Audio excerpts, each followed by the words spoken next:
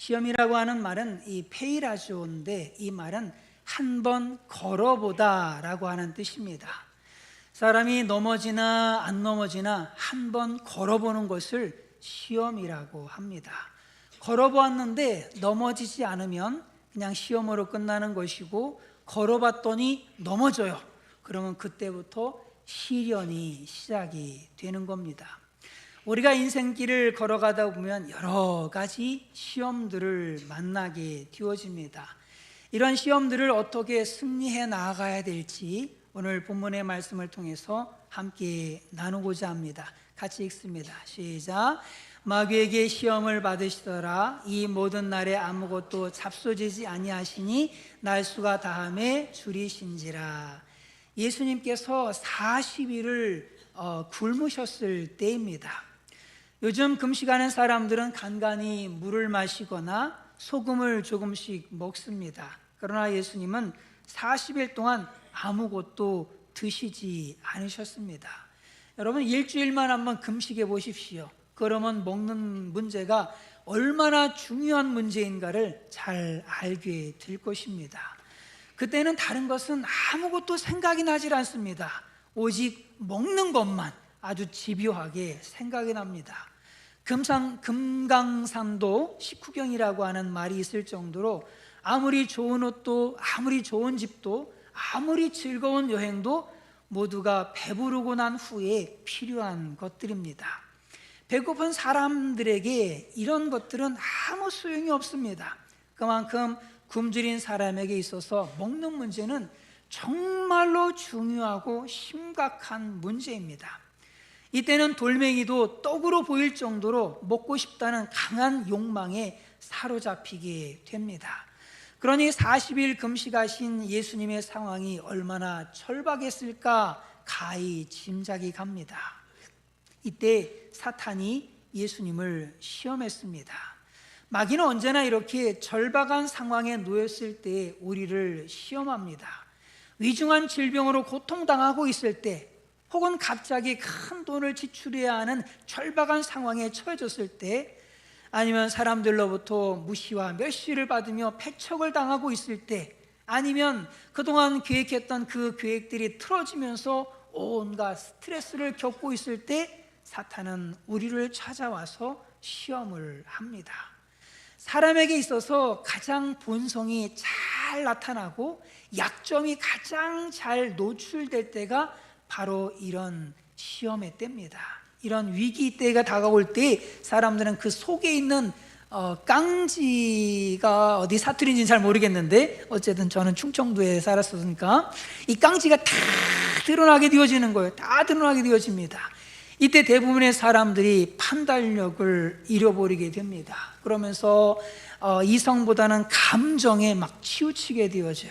그래서 때로는 비굴해지기도 하고 의지가 약해지기도 하고 평소에 가졌던 그 신념들이 무참하게 무너져 내리기도 합니다. 그때는 뭐 체면이고 뭐가 없습니다. 자존심이고 뭐가 없어져요. 다 사라져 버립니다. 그리고 평상시에 잘 나타나지 않았던 그 속에 숨어 있었던 그 본심들이 막 나타나기 시작을 합니다. 그러나 이때 우리는 정신을 바짝 차려야 됩니다. 그렇지 않으면 마귀의 올무에 걸려들게 됩니다. 시험에 들게 돼요. 공든탑이 한순간에 무너지고 맙니다. 마귀는 교묘하게도 40일 동안 굶주린 그 절박한 한계 상황에 놓여있는 그 예수님을 무너뜨리고자 찾아온 거예요. 마귀가 이렇게 시험합니다. 같이 읽습니다. 시작. 시험하는 자가 예수께 나아가서 가로되 내가 만일 하나님의 아들이거든 명하여 이 돌들이 떡덩이가 되게 하라. 내가 만일 하나님의 아들이거든. 예수님 어떤 분이십니까? 근본적으로 하나님과 동등하신 분 아닙니까? 뿐만 아니라 예수님 어떤 분이세요? 천지 만물을 창조하신 창조주가 아니십니까? 같이 읽습니다. 시작. 만물이 그로 말미암아 지은 바 되었으니 지은 것이 하나도 그거 없이는 된 것이 없느니라. 여기서 그는 누구예요? 예수님 말씀하고 있는 거잖아. 예수님이 없이는 된 것이 하나도 없어요. 예수님은 창조주세요. 그런 예수님이 이 세상에 오셨을 때는 인간과 조금도 다를 바 없는 육신을 입고 오셨습니다. 마가복음에서는 이 땅에 오신 예수님의 모습을 이렇게 표현해 놓고 있습니다. 읽습니다. 시작. 말씀하시되 내 마음이 심히 고민하여 죽게 되었으니 너희는 여기 머물러 깨어 있으라. 심히 고민하여 죽게 되었으니 누가 그렇다는 거예요? 예수님이 그렇다는 거예요. 아니 뭐 신이 무슨 고민을 합니까? 신이 뭐 죽게 되었다고 뭐 얘기를 합니까? 예수님이 인간이셨기 때문에 그러는 거예요. 이는 예수님이 인간과 똑같은 모습이 되셨음을 보여주는 겁니다. 그럼 왜 창조주의 권능과 능력을 가지신 예수님께서 피조물인 인간과 똑같은 모습으로 이 땅에 오셨던 것일까요? 그것은 인간의 죄의 형벌을 담당하시기 위해서였습니다. 첫사람 아담이 하나님께 범죄했습니다. 이로 인해 그 후손들은 하나같이 조상 아담으로부터 물려받은 그 원죄와 자신이 날마다 짓고 있는 그 자범죄로 인해서 육체와 그 영혼의 죽음을 피할 길이 없었습니다.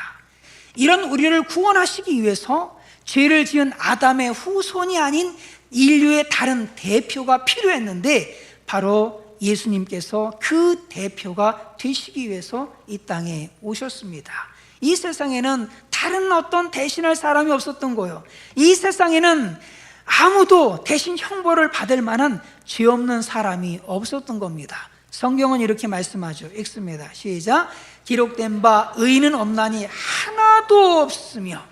그래서 하나님은 성자 예수님을 우리의 죄값을 대신 치를 그 대속 제물로 이 땅에 보내셨습니다. 이렇게 예수님께서 인간의 몸을 입으시고 인간의 죄를 대속하시기 위해서 오셨습니다.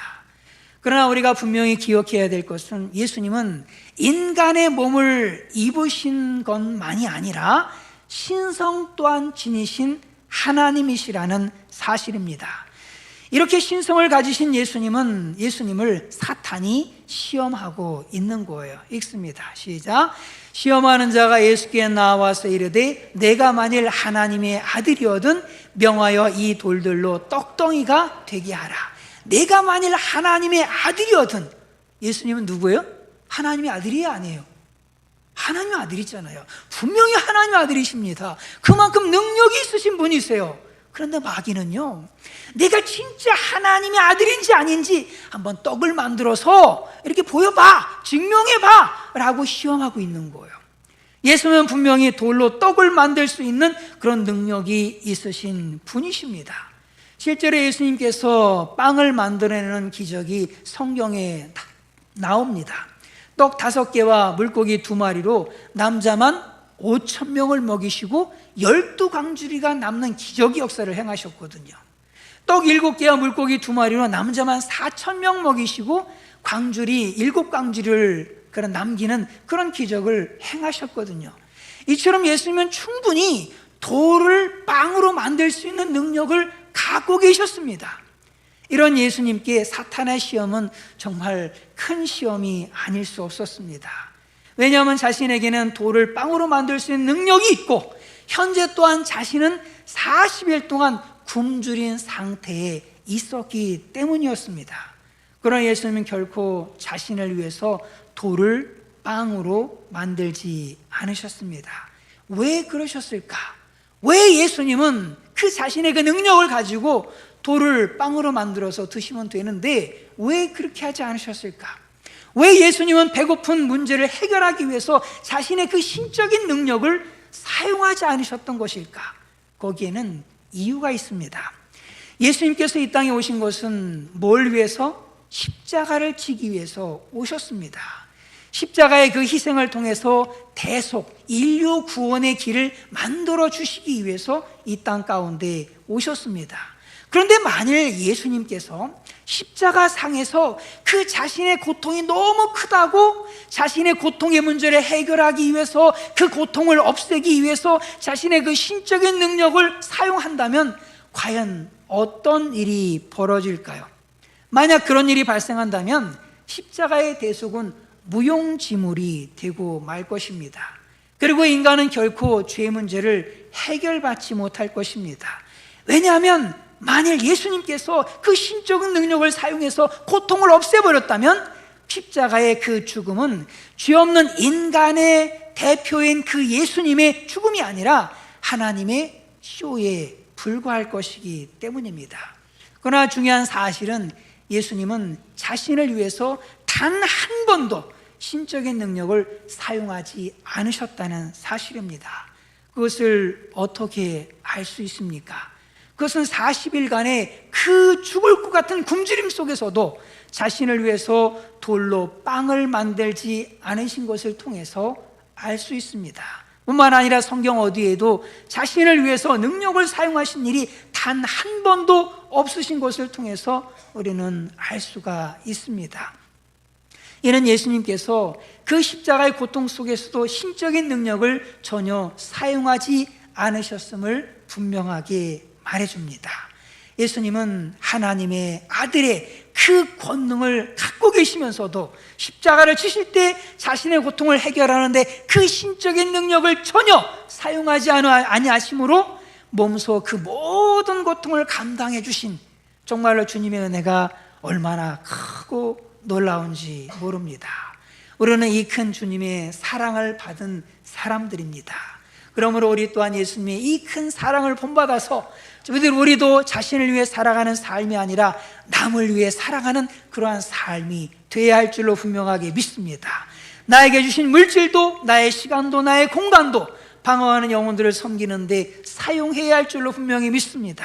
나를 위해 살아가는 삶이 아니라 예수님처럼 남을 위해 살아가는 모두가 되시기를 간절히 바랍니다. 예수님은 이제 시험하는 그 사탄을 하나님의 말씀으로 대적하십니다. 읽습니다. 시작. 기록되었을 때 사람이 떡으로만 살 것이 아니요 하나님의 입으로부터 나오는 모든 말씀으로 살 것이라 하였느니라 하시니, 예수님은 인간의 현실 문제 해결보다 영적인 문제 해결을 우선시하셨습니다. 예수님 당시의 그 유대 민족은요, 빵 문제 하나도 해결하기 어려운 그러한 시대였습니다. 이렇게 먹을 것이 없어서 굶주리는 백성들을 볼 때 예수님은 그 무엇보다도 먼저 빵 문제를 해결해 주어야 할 것 같습니다. 그러나 예수님의 우선순위는 빵 문제 해결이 아니었습니다. 오늘날 후진국이나 개발도상국이나 그 개발도상국의 국민이나 지도자들 뿐만 아니라 모든 나라들이 한결같이 추구하는 것은 빵 문제입니다. 물론 빵 문제는 시급히 해결해야 될 문제는 맞습니다. 사실 인간에게 빵 문제보다 더 중요한 문제가 어디 있겠습니까? 그러나 그것보다 더 중요한 문제가 있습니다. 그것은 영적인 주림의 문제입니다. 그래서 예수님은 이렇게 말씀하신 거예요. 읽습니다. 시작.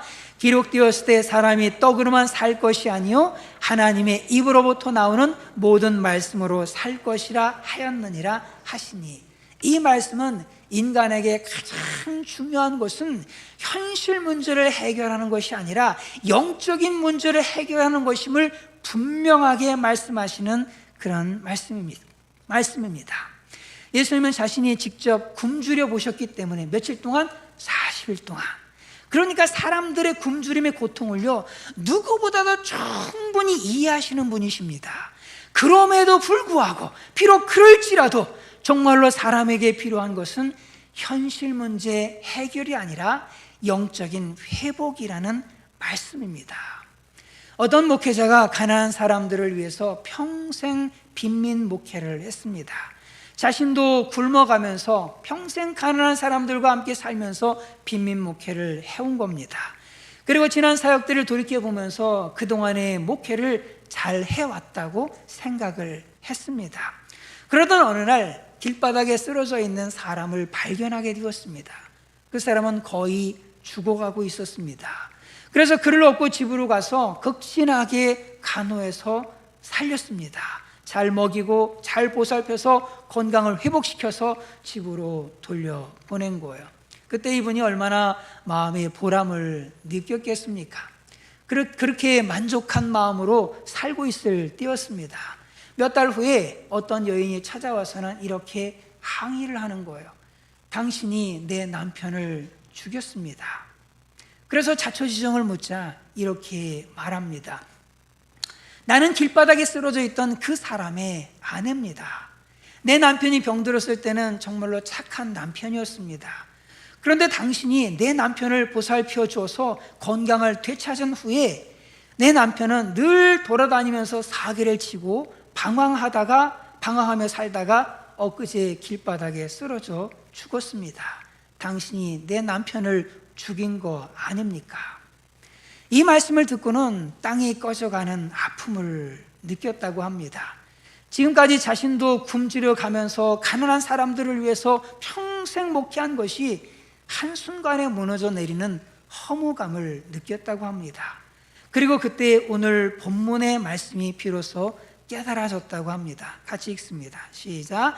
기록되었을 때 사람이 떡으로만 살 것이 아니요 하나님의 입으로부터 나오는 모든 말씀으로 살 것이라 하였느니라 하시니, 사람이 40일을 굶주렸어도 먹는 것이 먼저가 아니고 하나님의 입으로 나오는 말씀이 먼저라는 그 말씀의 깊은 뜻을 비로소 알게 되었던 것입니다.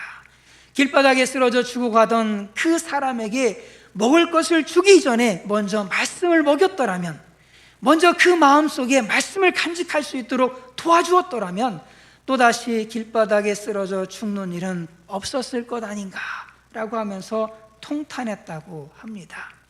줄인 사람, 목마른 사람에게 당장 물과 먹을 것을 주어야겠지요. 그래서 위기를 넘겨야 할 겁니다. 그러나 그것으로 끝내서는 안 됩니다. 반드시 말씀으로 설 수 있도록 도와주어야 합니다. 이처럼 구제가 사람들의 관심을 끌고 일시적인 도움이 될 수 있을지는 몰라도 그것이 사람을 근본적으로 변화시키고 그 영혼을 구원해 내지는 못합니다. 그래서 예수님은 사람이 40일을 금식해서 굶주렸을지라도 먹는 문제가 먼저가 아니고 하나님의 입으로부터 나오는 그 말씀이 먼저다라고 말씀하셨던 겁니다. 빵 문제가 중요한 문제이기는 합니다. 그러나 먼저 빵 문제를 해결해 주어야 된다는 그 생각은 마귀의 생각입니다. 그런데 사실 교회를 찾는 많은 사람들의 요구사항은 빵 문제, 곧 현실 문제의 해결입니다. 건강의 문제, 물질의 문제, 가정의 문제, 자녀의 문제를 해결받기를 갈망합니다. 이 시대의 모든 사람들은 빵 문제가 빵이 전부인 듯 그렇게 살아가고 있습니다. 현실 문제만 해결되면 모든 것이 해결될 것처럼 생각을 합니다. 그러나 빵이 해결된다고 모든 문제가 해결되는 것이 아닙니다.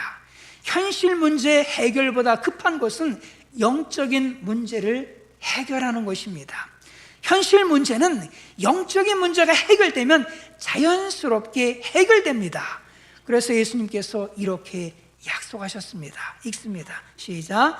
그런즉 너희는 먼저 그의 나라와 그의 의를 구하라. 그리하면 이 모든 것을 너에게 더하시리라.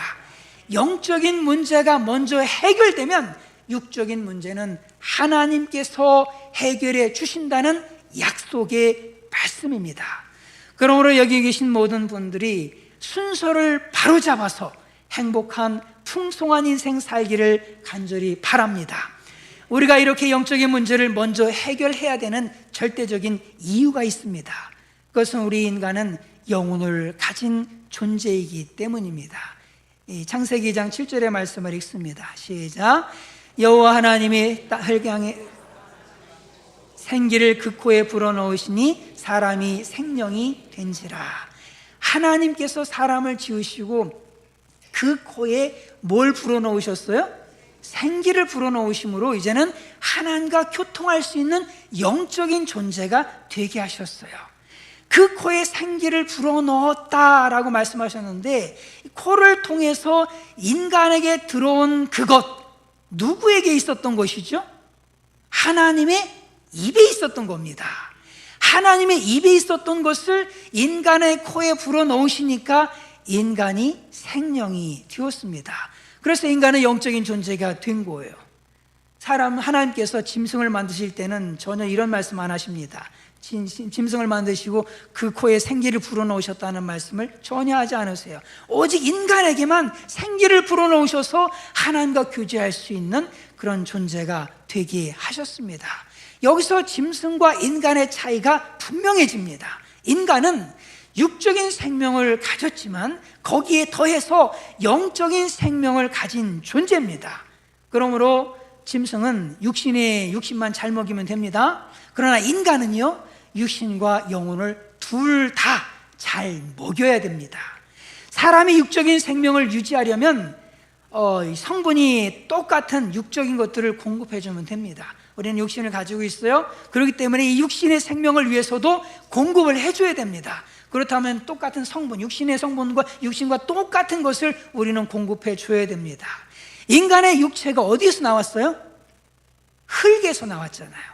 흙에서 나왔기 때문에 흙에서 나온 것으로 우리의 육신을 채워줄 때 우리의 육신은 잘 살 수가 있어요. 흙에서 나온 것이 뭐가 있지요? 소도 있고요. 소도 흙에서 나온 겁니다. 아닌가요? 소가 흙에서 나왔다니까 굉장히 당황스럽죠. 네. 그러나 이제 아르헨티나 가보면은요, 정말 소가 흙에서 나왔다는 생각을 하게 됩니다.